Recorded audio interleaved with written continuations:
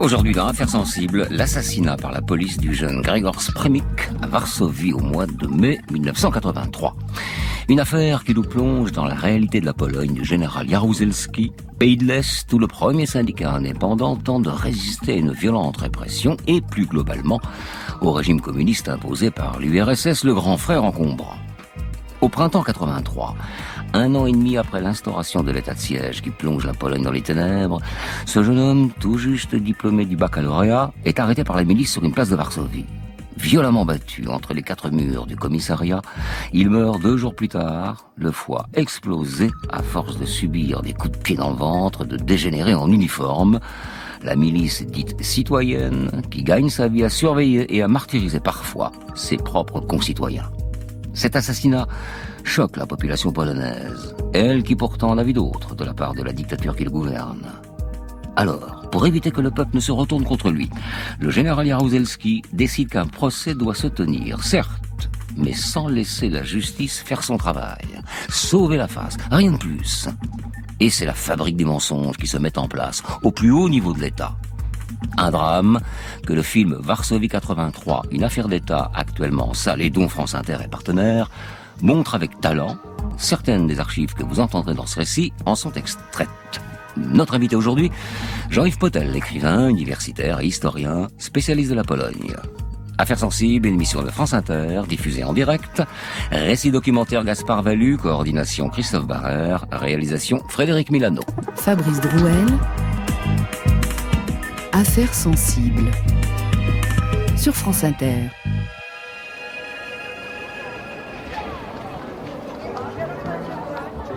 Jeudi 12 mai 1983, dans les rues de la vieille ville de Varsovie. C'est un jour à part pour les élèves de terminale du pays, le jour de la remise des résultats du baccalauréat. Parmi les milliers d'étudiants polonais qui célèbrent la fin de leurs années de lycéens, il y a Grzegorz Przemyk, 19 ans, et sa bande d'amis. Pour eux, évidemment, l'heure est à la célébration, à l'organisation également des vacances d'été.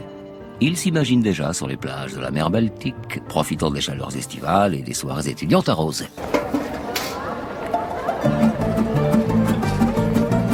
Il est environ 17h lorsque la petite bande d'amis sort d'un café de la vieille ville de la capitale polonaise. Ils sont sur la place du château. Une bande de jeunes, heureux, insouciants. Certains d'entre eux se laissant aller à des effusions de joie, d'autres levant les bras au ciel. Grzegorz prend son élan, puis saute sur le dos de Césari, philosophe, l'un des camarades de classe. Il l'envoie au sol de tout son poids. Les rires ne laissent pas de place au doute, ils sont bien en train de s'amuser.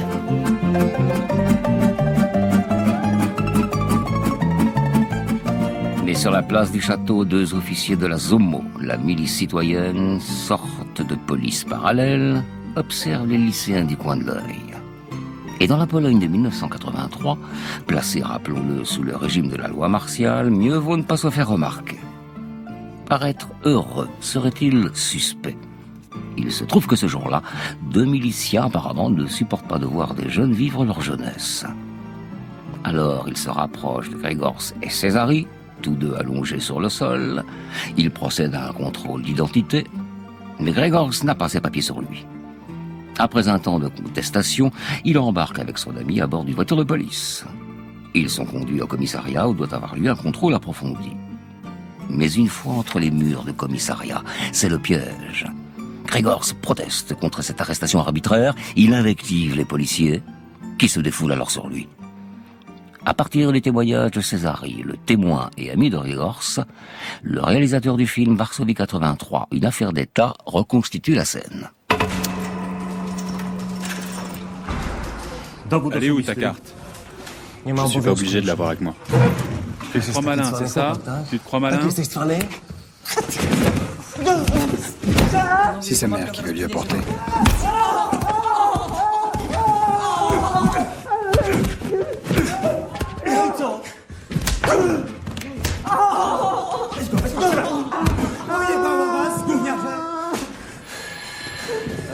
Attendez. Surtout ne frappez pas le dos. Visez le ventre. Ça ne laisse pas de traces.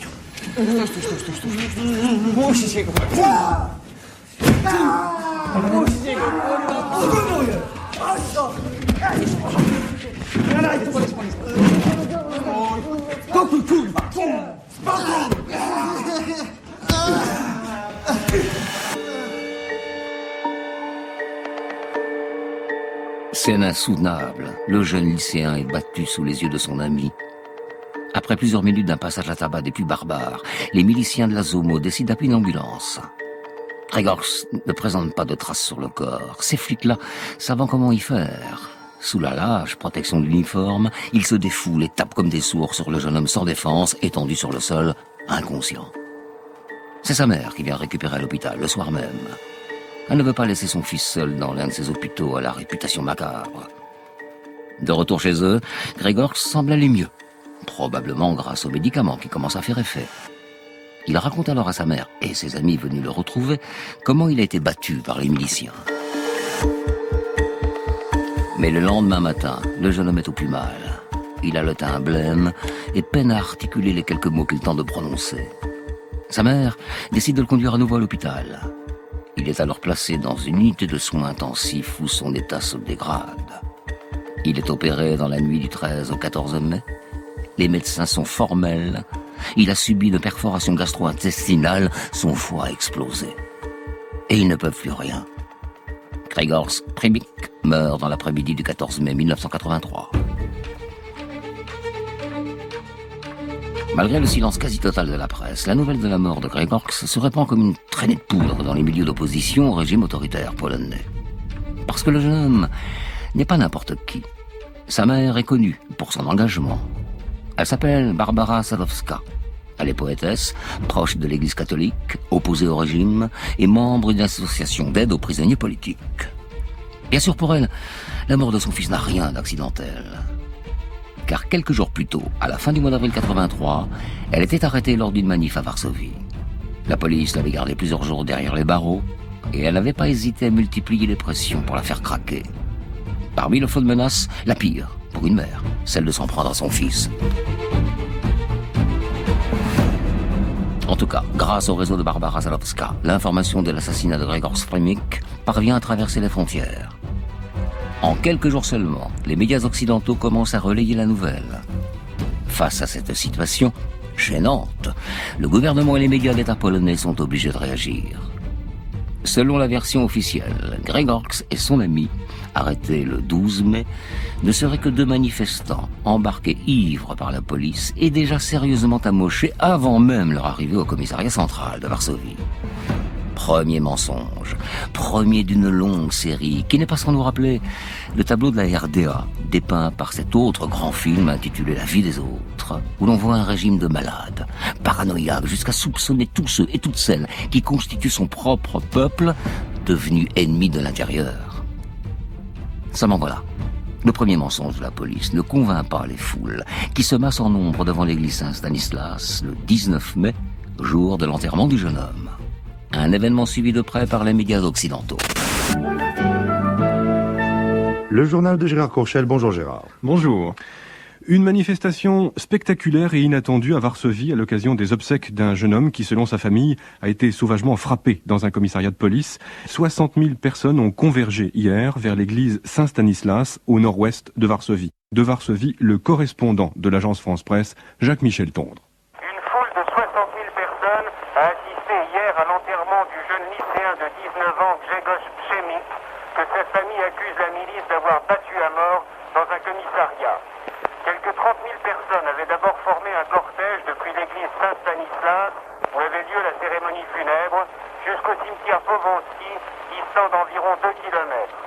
Sur place, un autre groupe, aussi important, attendait déjà l'arrivée du cercueil, et c'est une véritable marée humaine qui s'est engagée derrière la famille et les proches amis dans les allées bordées de tombes. La cérémonie se transforme vite en une importante manifestation à l'encontre du pouvoir en place. Et à la fin du mois de mai, le pouvoir militaro-communiste de Varsovie se trouve dans une situation périlleuse. Mais pour bien comprendre ce qui se joue lors de ce printemps 83, il faut remonter 3 ans plus tôt.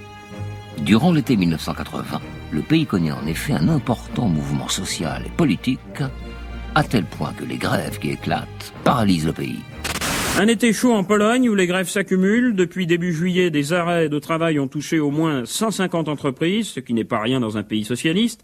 Les manifestations contre les hausses du prix de la viande se multiplient et prennent d'ailleurs une tournure nettement anti-soviétique. Ce matin, le gouvernement de Varsovie a donné le signal de la répression en faisant emprisonner le dirigeant des éboueurs en grève. Un climat social vraiment explosif en Pologne. Christian Billmann. Oui, c'est vrai, et cet emprisonnement est un événement grave. Depuis plus d'un mois maintenant que ce mouvement de grève s'étend, les autorités polonaises évitaient soigneusement toute répression. Au contraire, à Varsovie, on reste encore sous le choc de 1970 et on veut à tout prix échapper à l'enchaînement qui, cette année-là, dans les ports de la Baltique, Gdansk et Gdynia, avait conduit de simples conflits sociaux à un début de soulèvement. Pourtant, en août, c'est bien au sein du chantier naval Lenin à Gdansk, au nord du pays, que les ouvriers cessent de travailler. Les 17 000 ouvriers du chantier Lénine sont rapidement rejoints par la totalité des travailleurs du bassin industriel de la Baltique. Et très vite, c'est une grande partie des ouvriers du pays qui se joignent au mouvement. Les grévistes parviennent à arracher des négociations directes avec un gouvernement obligé de se déplacer dans les bureaux occupés du chantier naval. Parmi les manifestants, un homme s'impose rapidement comme le leader du mouvement, Lech Walesa. Il va diriger la délégation d'ouvriers et va permettre aux travailleurs de sortir vainqueurs de ce bras de fer. Il faut savoir terminer une grève, disait le leader communiste français Maurice Thorez pendant le Front populaire en 1936. 44 ans plus tard, les ouvriers polonais de Gdansk appliquent la leçon de Thorez. Après 17 jours de lutte, ils ont obtenu pratiquement tout ce qu'ils désiraient. Ils reprendront le travail demain matin. L'accord entre les autorités de Varsovie et les ouvriers grévistes a été signé à midi tapante. Le gouvernement a cédé sur tout. Création de syndicats libres, droit de grève, libération des prisonniers politiques, hausse de salaire, limitation de la censure, elle ne sera plus appliquée que pour les secrets d'État et les problèmes militaires. Enfin, les grévistes qui, dès le début, avaient affiché un poster de Jean-Paul II sur les grilles du chantier naval, ont également obtenu la retransmission d'une messe télévisée chaque dimanche. L'accord du 31 août 80 est effectivement un accord historique. La création d'un syndicat indépendant était la principale revendication des grévistes. Elle est acceptée. Ce tout nouveau syndicat est baptisé Solidarnosc, Solidarité en français. Il incarne la première vraie brèche dans le glacis communiste. Les révolutions de 1989 en Europe de l'Est et la chute du mur de Berlin doivent probablement beaucoup à la Pologne. Situation surréaliste. Le puissant parti communiste polonais, totalitaire, observe presque impuissant des millions de citoyens rejoindre le mouvement. En septembre 80, ils sont près de 10 millions sur les 35 que compte le pays à adhérer à Solidarnosc. Le syndicat reçoit le soutien de la puissante Église catholique polonaise, surpuissante même, puisque le pape Jean-Paul II, un pape de surcroît très politique, est polonais. Pour le régime de Varsovie, c'est plus qu'un caillou dans la chaussure, c'est une pierre, un rocher.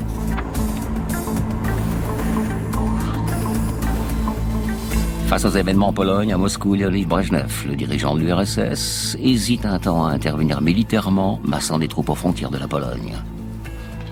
Mais quelques mois plus tard, en février 81, un sinistre général au vert de lunettes fumées nommé Premier ministre. Wojciech Jaruzelski est l'ancien ministre de la Défense nationale et cacique du Parti communiste polonais, dont il est nommé premier secrétaire en octobre 81. Il a désormais la main mise sur le pays et il va très vite imposer sa vision autoritaire du pouvoir. Dans la nuit du 13 au 14 décembre 1981, Jaruzelski et sa clique galonnée décrètent l'état de siège. Bonjour, jour sombre à Varsovie, c'est l'épreuve de force en Pologne. Depuis l'aube, sur France Inter, nous essayons de vous tenir informés de ce qui se passe depuis la nuit dernière dans la capitale polonaise. Le gouvernement du général Jaruzelski a pris ce matin les pleins pouvoirs, décrété l'état de siège et fait arrêter plusieurs dizaines de militants politiques et syndicaux dans toute la Pologne. La police et l'armée polonaise patrouillent dans les rues des grandes villes, mais on ne signale pour le moment aucune violence et surtout pas de mouvement de troupes soviétiques à l'horizon. À ce bref résumé, il faut ajouter qu'on est sans nouvelles de Lech Walesa. Il faut dire que les communications entre Varsovie et l'Occident sont coupées depuis le milieu de la nuit. Ce matin donc, en ouvrant leur poste de radio, les Polonais ont entendu leur Premier ministre, le général Jaruzelski, leur annoncer sur un ton dramatique qu'il avait proclamé l'état de siège et mis en place un conseil militaire de salut national qui va coiffer tous les pouvoirs de l'administration. Solidarnosc est suspendu, ses principaux dirigeants envoyés en prison. Avec l'état de siège, le peuple polonais vit désormais sous le régime de la loi martiale. Un couvre-feu est imposé, une censure stricte est appliquée. La nuit tombe sur la Pologne.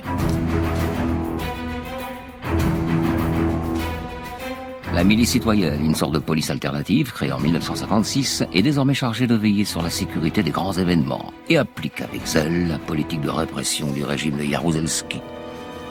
Dans ce nouveau contexte politique, les militants de Solidarnosc continuent pourtant de se mobiliser. Avec le soutien de l'Église, ils parviennent à faire exister le mouvement, d'abord en totale clandestinité, puis au profit d'un allègement de l'état de siège à la fin de l'année 82, un peu plus dans la lumière. C'est dans ce contexte, en mai 1983, et alors que le pape Jean-Paul II s'apprête à effectuer un déplacement officiel en Pologne, que Grzegorz Prestnik est assassiné dans un commissariat de Varsovie par 2 officiers de la milice citoyenne.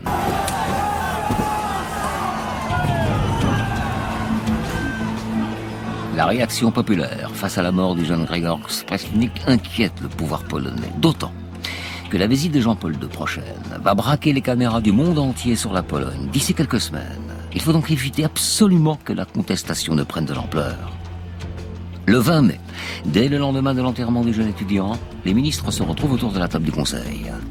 Il faut décider de la stratégie à adopter, mais les avis sont divergents. Certains sont pour la transparence.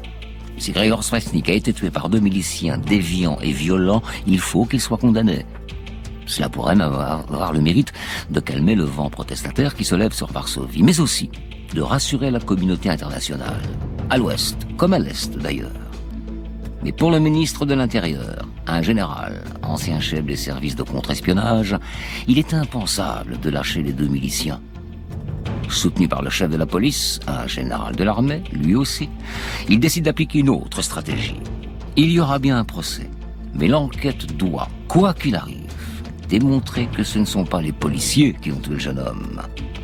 Les coupables, choisis par les généraux polonais, sont les 2 ambulanciers qui ont transporté Grzegorz à l'hôpital. Mais encore faut-il convaincre le procureur de la République d'orienter l'enquête dans ce sens, et ça, c'est pas gagné. Car c'est un procureur indépendant, réputé proche de l'opposition, qui est nommé, il n'est pas très coopératif. Consciencieux, il lance un début d'enquête. Et les premiers éléments sont sans appel. Des résultats des études médico-légales jusqu'aux auditions de témoins, notamment l'ami de Grzegorz, présent au commissariat le 12 mai, toutes les preuves du crime mènent bien aux miliciens qui ont arrêté le jeune étudiant. Et contrairement à ce qu'affirment les services de police et le ministère de l'Intérieur, les 2 ambulanciers sont hors de cause. Pour tenter de le convaincre, le ministre de l'Intérieur convoque le procureur. Une scène racontée dans le film Varsovie 83, une affaire d'État dont voici un extrait. Hier, mon ministère a reçu une note interne qui disait que le procureur ne veut mettre en examen que la milice. Et en plus pour violence ayant causé la mort. C'est scandaleux, camarades. Et pourquoi ça ? Une seule version des faits sera prise en compte. C'est extrêmement subjectif. Qu'en est-il de la version des ambulanciers ? D'une part, l'enquête n'est pas finie, et ensuite, selon l'enquête préliminaire du procureur régional, il n'y a qu'au commissariat que la victime a pu être battue. En tant que chef de la milice, j'attends que l'acte d'accusation contienne la version mettant en cause les ambulanciers. Le procureur ne se base pas sur vos attentes, mais sur les faits. L'enquête ne fait que commencer. Et avec l'aide active des services secrets, les dirigeants polonais se lancent dans une vaste opération de manipulation. Elle passe d'abord par les médias de propagande, où l'affaire y est minimisée. Grzegorz et ses amis sont dépeints comme des toxicomanes agressifs, proche de Lech Walesa, le leader de Solidarnosc, récemment libéré de prison, qui subit également des attaques dans la presse. La stratégie mise en place passe aussi par des pressions de toutes parts. Durant le mois de juin 83, le procureur et son équipe sont menacés. Les témoins observés, approchés, parfois même intimidés. Mais rien n'y fait. Au début du mois de juillet, le procureur s'apprête à délivrer son acte d'accusation en vue de l'ouverture d'un procès. Si 2 médecins sont accusés de négligence et les 2 ambulanciers accusés de coup, ce sont bien les miliciens qui seront jugés pour meurtre.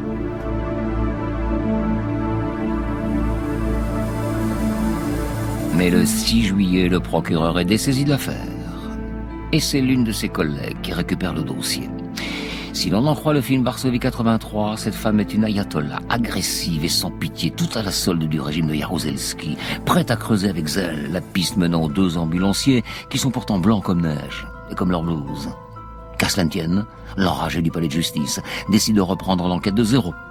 Tout est à refaire, et bien sûr c'est une aubaine pour les services secrets qui disposent maintenant de temps pour mettre leur plan en action. Il se focalise d'abord sur le témoignage de Césari, l'ami de Gregorks, présent au commissariat lors du passage à tabac. Il est le principal témoin, et il répète à qui veut l'entendre sa version des faits. C'est d'ailleurs le personnage central du film. En tout cas, dans la réalité et dans l'esprit des autorités, il faut le faire taire. En tout cas, qu'il retire ses propos. Le chef de la police charge donc 2 de ses hommes de mettre sur pied une équipe pour le surveiller en permanence. Ils se rendent également dans la ville où vivent ses parents, au nord de Varsovie. À plusieurs reprises, ils s'introduisent dans l'appartement familial et le fouillent. Les agents cherchent n'importe quel élément qui pourrait discréditer le témoignage du jeune homme. On le présente tantôt comme un homosexuel, ce qui dans ce régime est un délit, tantôt comme un drogué ou un consommateur de prostituées. Les agents du ministère tentent également d'approcher sa famille. Et le père est déjà menacé de contrôle fiscal, sa femme, elle, risque de perdre son commerce. De quoi les faire chanter efficacement. C'est lors d'un dîner dans l'appartement familial que le père de Césari est discrètement approché. Je ne te comprends pas. Si c'était mon fils... Mais ce n'est pas ton fils. Facile à dire.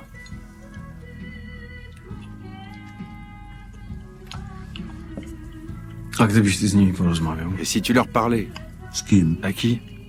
Au service de sécurité.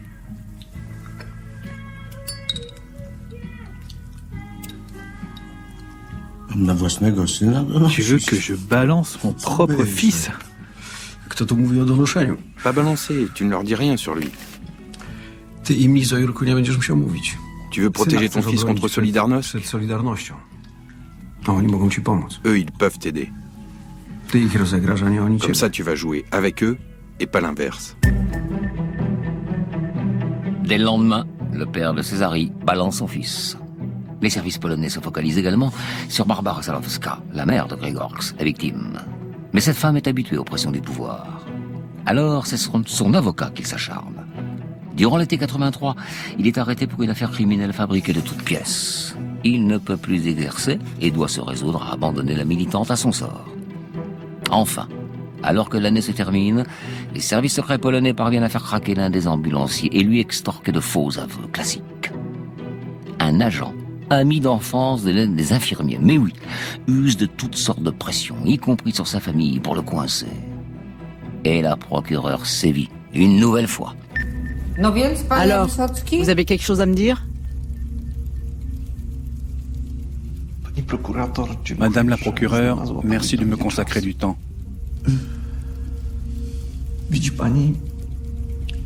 Vous voyez, j'ai des remords depuis longtemps, car... Pourquoi? J'ai fait une chose horrible.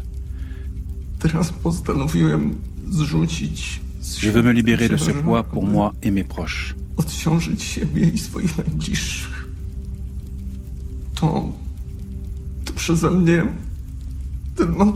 moi, c'est de ma faute.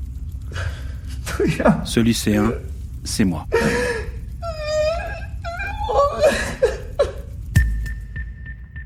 C'était la dernière pièce qui manquait au pouvoir pour terminer l'enquête.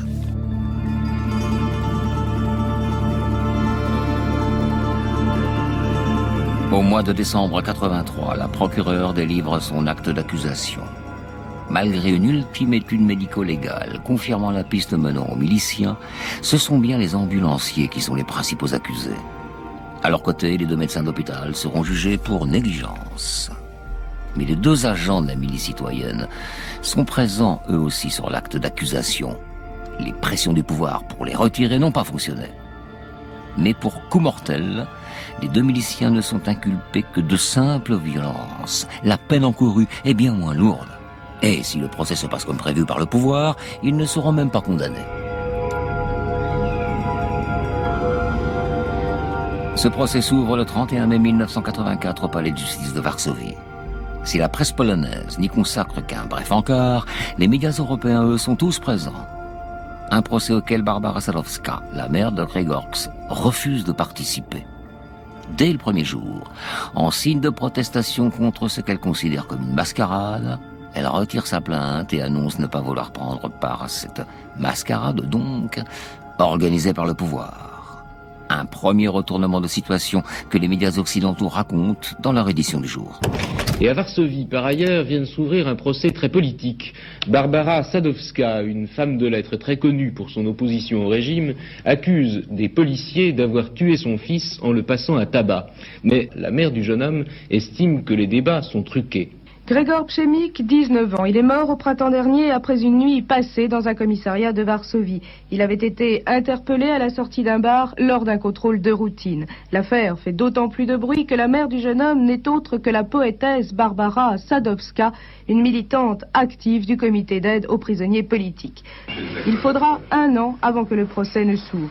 1 an qui change beaucoup de choses. Au départ, 2 policiers sont accusés d'avoir battu Grzegorz, puis survient la confession tardive mais providentielle d'un des ambulanciers qui l'ont transporté à l'hôpital. Conclusion, les 2 miliciens ne se voient plus reprocher que d'avoir participé à une rixe ayant mis en danger la vie ou la santé de Przemyk. Pour Barbara Sadowska, aucun doute, le procès est truqué. Elle préfère retirer sa plainte. Barbara Sadowska n'est pas la seule protagoniste de l'affaire à faire parler d'elle à l'ouverture du procès. L'ambulancier à qui les services secrets ont fait avouer le meurtre de Grzegorz Przemyk retire ses aveux. Malgré ces 2 déconvenus de taille, la procureure reste droite dans ses bottes. Au fur et à mesure que les jours passent, elle reste imperturbable et déroule une stratégie grossière. Lorsque Césari, le principal témoin et ami de la victime, raconte à la barre avoir vu de ses propres yeux les miliciens frapper longuement Grzegorz au ventre, la procureure fait intervenir des policiers pour affirmer qu'au contraire, c'est l'étudiant qui frappait les miliciens. Et puis, pourquoi croire un témoin que les services secrets décrivent comme un illuminé, un militant drogué, alcoolique? Lorsqu'un autre des amis de la victime se présente au tribunal, expliquant avoir entendu depuis la rue, devant le commissariat, les cris de douleur de Grzegorz, la procureure rétorque qu'il s'agissait en réalité de cris de karaté lancés par le jeune homme. Une thèse grotesque qui est pourtant développée depuis le début dans l'enquête. Alors, les intervenants se succèdent, les uns après les autres, dans la salle du tribunal. L'expert médico-légal campe sur sa position. C'est bien dans le poste de police que le jeune homme a été frappé à mort. Et malgré les reconstitutions bancales produites par la défense des miliciens, il est selon lui impossible que ce soit dans l'ambulance que des coups mortels aient été donnés. Il n'y avait simplement pas assez de place pour s'émouvoir. Ce sont enfin 2 experts psychiatres qui tentent tant bien que mal de faire croire à des troubles mentaux sévères qui auraient conduit Grzegorz à agresser les agents de la milice ce jeudi 12 mai 1983. Le 10 juillet, lors de son réquisitoire, la procureure ne flanche pas. Malgré les dizaines de témoignages, les avis d'experts et le retrait des aveux des principaux accusés, elle tient bon et ne retient que la version officielle. Devant les juges, elle requiert ainsi l'acquittement des 2 miliciens et demande que les 2 médecins soient condamnés sans peine pour négligence non intentionnelle. Les 2 ambulanciers, eux, doivent être condamnés pour meurtre. Le 16 juillet 1984, la justice polonaise rend son verdict. Le retour de Jean-François Coulon. Personne n'est responsable de la mort de Grzegorz Przemyk. Le moins que l'on puisse dire, Michel Barthélémy, c'est que la justice polonaise a ses raisons que la raison ignore. La magistrature polonaise avait recommandé au jury un verdict objectif. Ce sont donc les lampistes qui vont trinquer dans cette affaire, les 2 infirmiers qui ont transporté le jeune homme 2 ans et 2 ans et demi de prison ferme pour négligence. Alors qu'encore une fois, un rapport de 8 experts médicaux attestait que tout portait à croire que les lésions intestinales subies par Przemyk avaient bien été subies au commissariat et non lors du transport au centre de secours. Ce qui nous mène à penser que la seule négligence commise par ces infirmiers fut plutôt de ne pas laisser le jeune homme mourir au commissariat. On aurait pu alors parler d'accident du travail, puisque bien logiquement, pour un milicien, la répression, c'est un travail. Le verdict est condamné par les pays occidentaux, mais les opinions publiques oublient vite l'affaire. Quant au pouvoir polonais, il parvient tant bien que mal à clore un dossier qui a bien failli réveiller la colère populaire.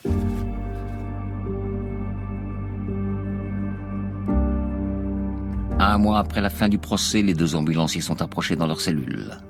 Contre leur silence, le pouvoir polonais leur offre l'amnistie et une libération immédiate.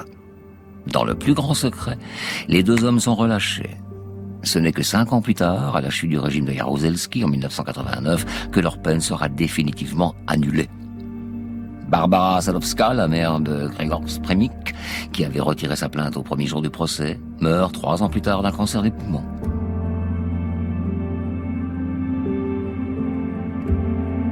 En octobre 84, le père Popieluszko, le prêtre catholique qui avait célébré la messe d'enterrement du jeune étudiant, est assassiné par les services secrets polonais. La dictature ne tombera réellement que fin 90 avec l'élection du leader de Solidarność, Lech Walesa. Mais depuis 2 ans déjà, ce pays avait acquis une part de son émancipation avec des accords politiques entre le gouvernement et l'opposition, mais surtout dès janvier 1989, avec la légalisation du syndicat Solidarność, l'organisation d'élections libres et la victoire du syndicat de Walesa. Retour cohérent de l'histoire, la Pologne, qui en 1980 avait creusé la première brèche pour se libérer du communisme, s'en est débarrassée avant toutes les autres républiques du bloc de l'Est, 11 mois avant la chute du mur de Berlin.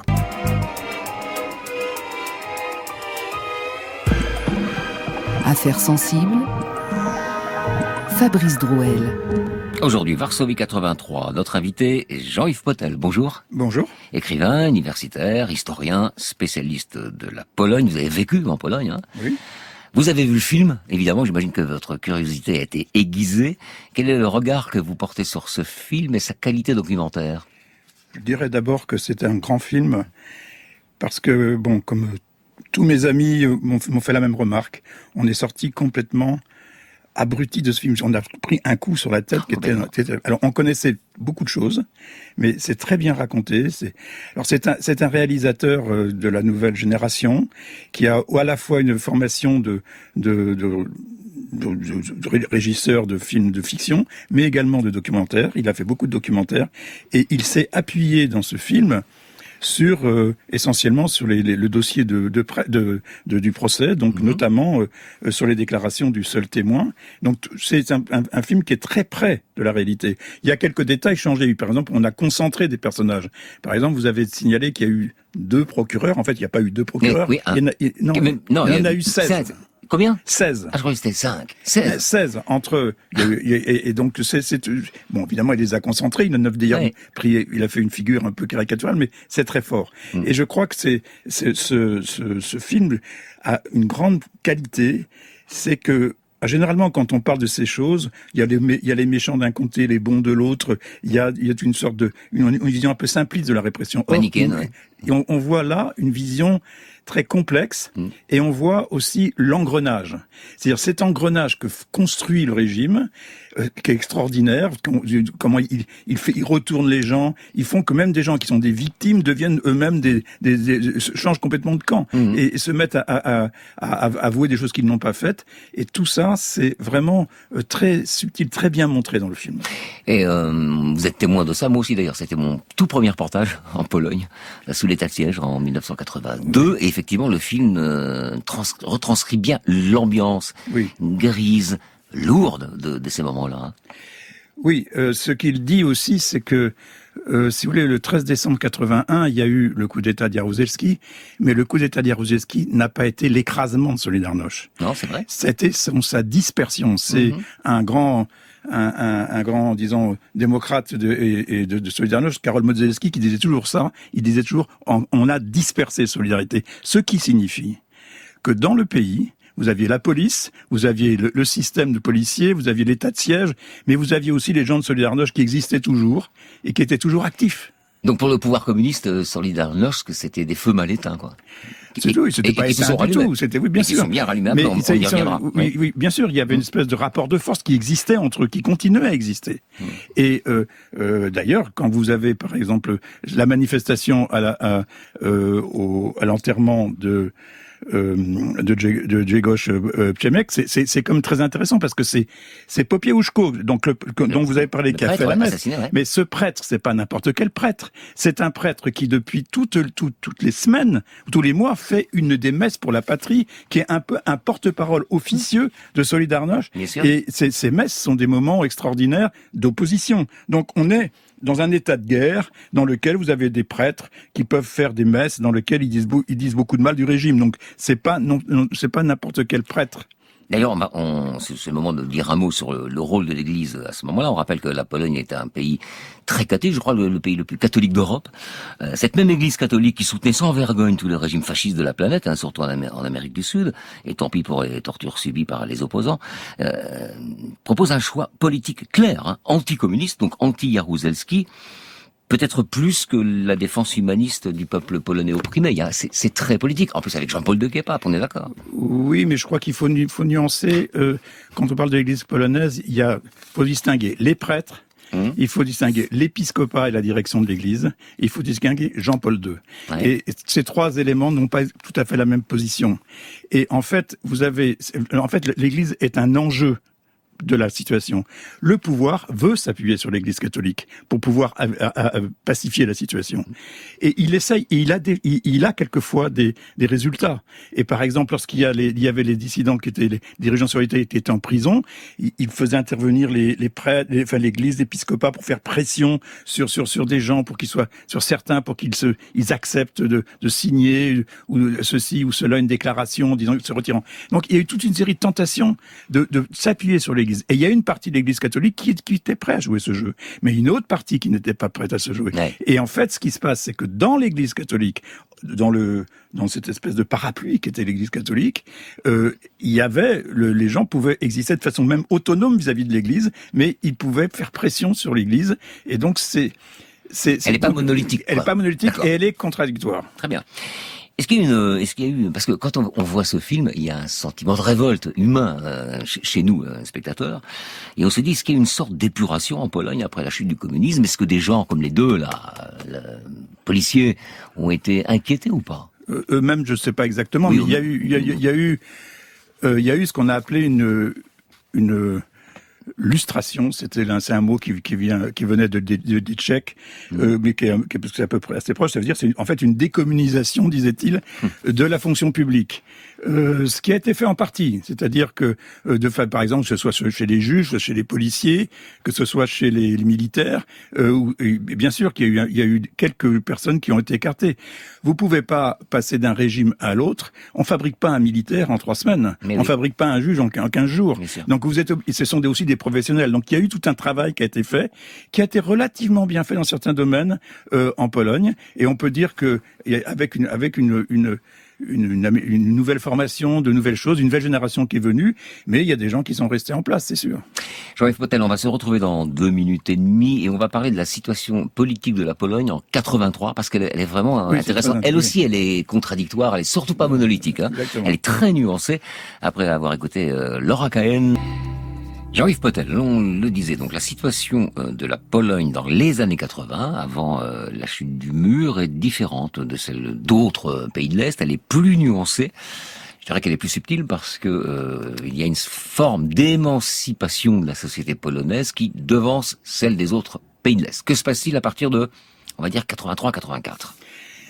Tout simplement, vous avez, comme je disais tout à l'heure, le maintien d'une population qui est toujours là. On n'a pas mis en prison toute la population qui a participé. Il y avait 10 millions d'adhérents à Solidarność, donc c'est une force. Et donc, il y a la question du rapport de force. Alors, bien sûr, avec la loi martiale, ils emprisonnent quelques dizaines, 15 000 personnes qui vont être séparées, j'y reviens, 15 000 personnes. Et puis, en même temps, il y a les gens qui continuent, qui ont un coup sur la tête, qui sont déprimés, mais ça reste. Et il y a une espèce de résistance qui se maintient tout le temps. Alors, il y a une résistance politique qui va se maintenir immédiatement avec des journaux clandestins, des organisations clandestines, etc., et des prises de position publiques, mais il y a aussi une résistance culturelle qui est très forte, qui s'exprime tout de suite. Et il y a aussi et le fait que en 83, ces jeunes fassent la fête sur la place du château comme ils le faisaient, et qu'ils étaient pas du tout des jeunes qui rasaient les murs parce qu'il y avait le coup d'État qui avait eu lieu 2 ans avant. Donc ça, c'est la question. Donc vous avez les deux camps qui sont là. Et moi je disais toujours à l'époque, comme beaucoup d'autres, que disons le pouvoir n'avait pas les moyens de détruire Solidarność et les gens de Solidarność n'avaient pas les moyens de renverser le pouvoir. Ouais. Donc on est dans une espèce d'équilibre comme ça. Et si vous prenez l'année 83-84, vous avez des dates très intéressantes. 83, vous avez le meurtre de Przemyk, dont on vient de parler, et le 19 octobre 84, c'est le meurtre par les mêmes policiers de Popieluszko. Donc avec une énorme manifestation de 500 000 personnes dans la rue pour 500 000 personnes pour son enterrement. Et entre les deux, vous avez une amnistie qui a lieu juste après le procès dont on a parlé tout à l'heure, une amnistie des opposants avec des gens qui vont être libérés, et vous avez des débuts de contact entre officieux publics, entre Wałęsa et l'épiscopat. Et l'épiscopat, comme je disais tout à l'heure, qui est aussi avec le pouvoir qui fait pression dessus. Parce qu'il y a aussi le pape qui va venir pour... Alors vous voyez, vous avez toute une série de facteurs comme ça qui vont dans les deux sens. Et qui vont effectivement aboutir à une situation où Jaruzelski n'aura pas les moyens de faire la politique, ou même d'appliquer un état de guerre comme il voulait. Mais avant que Gorbatchev n'arrive au pouvoir. On est avant que de Gorbatchev. Oui, avant l'arrivée de Gorbatchev au pouvoir en 85. Les années 83-84, on a une Union soviétique dirigée par Brejnev et son glacis. Et on se dit à l'époque, vous vous souvenez, à l'époque on se dit mais c'est dangereux, l'URSS va peut-être faire le coup de Prague ou celui de Budapest. Et ça bouge pas. Bon, alors, sous Gorbatchev, on comprend que ça bouge pas. Mais sous Brejnev. Non, parce que la discussion sur l'intervention soviétique, elle a eu lieu dès août 80. Et ce que disaient les ouvriers de Gdansk... C'est vrai, s'ils n'interviennent pas en 80, oui. Non, mais on était un an après l'intervention en Afghanistan. Ouais. Mais ce que savaient tous les Polonais, et ce que savait très bien aussi Brejnev et les autres, c'est que ça aurait été 10 fois la résistance ukrainienne que vous avez aujourd'hui. Il fallait combien ? Il fallait 1 million de personnes pour occuper la Pologne. Vous imaginez, après 2 siècles d'occupation de ce pays par différents empires, dont l'Empire russe, dont l'Empire soviétique et les nazis, etc., vous imaginez, avec leur tradition de résistance, qu'ils acceptent comme ça, qu'ils se retrouvent... Vous voyez bien ce qui se passe avec les Ukrainiens, aujourd'hui, alors que c'est une guerre et c'est une occupation militaire. Et donc, je pense que c'était pas possible. Ils le savaient très bien. Donc, ils ont cherché les compromis. Et ça, c'était la situation à l'époque dans l'intervention soviétique. On n'y croyait pas. Mais c'est pour ça aussi que on sait maintenant, on le sait très très bien, que les dirigeants soviétiques ont dit directement à Jaruzelski, c'est à toi de faire le coup d'État, c'est à toi de mater ça. Et si demain matin Solidarność prend le pouvoir, on ne fera rien. Ah oui. Souslov, si vous vous souvenez de Souslov. Oui, Souslov. C'était vraiment, c'était un des grands idéologues du soviétisme. Ouais. Il a dit ça clairement. On a aujourd'hui les comptes rendus des bureaux politiques. Donc, il n'y a pas de problème. Bon, la réponse est claire. C'est ça la situation. Alors, après, qu'est-ce qui s'est passé après? Accord politique. Oui, dès 88. Mais surtout que Jaruzelski est devenu le champion de Gorbatchev en Europe centrale. Absolument. Alors que oui, mais c'est quand même... Oui, c'est un retournement d'histoire incroyable. C'est pour ça que c'est pas si long. Ça veut dire aussi que l'histoire qu'on a racontée, elle compte beaucoup dans le processus. Oui. Je crois que c'est une étape qui montre bien l'évolution. Vous êtes d'accord avec moi quand je dis que la Pologne a creusé les premières brèches dans le glacis communiste, parce que j'ai parlé de 80, il y a eu 70 aussi. Il y a eu 70, il y a eu 68, avec les étudiants, bien sûr que c'était quand même l'enfant terrible du bloc de l'Est. Est-ce que c'est lié, justement, à l'histoire de la Pologne avec la Russie? Oui, c'est lié à... Vous avez un pays, une nation polonaise et un pays qui, grosso modo, pendant 2 siècles, a été, à part une courte période entre les deux guerres, a été sous la domination d'empires. L'Empire russe, mais pas que l'Empire russe, il y avait aussi l'Empire prussien, il y avait aussi les Autrichiens, et puis il y avait aussi l'Empire soviétique ensuite. Donc, et puis, ce qu'il faut jamais oublier quand on parle de la Pologne, l'extraordinaire violence qu'a été la Seconde Guerre mondiale pour la Pologne. Elle a perdu 17% de sa population. 17% de sa population civile tuée, dont 95% de ses juifs. Donc, qui était comme, tout ça, plus les déportations de population. Donc, c'est un pays qui a cette histoire, et c'est normal que ça fait qu'une telle histoire, on le saurait à moins. Je dirais, qui est une résistance naturelle dans ce pays. On imagine leurs sentiments, effectivement, en ce moment, quand ils voient ce que fait Poutine à leurs frontières. Mais oui, là, si vous voulez, je suis ça de très près aujourd'hui. Et dès que la guerre a commencé, spontanément, mais vraiment spontanément, malgré même ce que voulait faire le gouvernement, spontanément, vous avez une masse importante de la population polonaise qui s'est mobilisée pour les Ukrainiens. Bien sûr. Jean-Yves Potel, merci infiniment. Merci. Au revoir.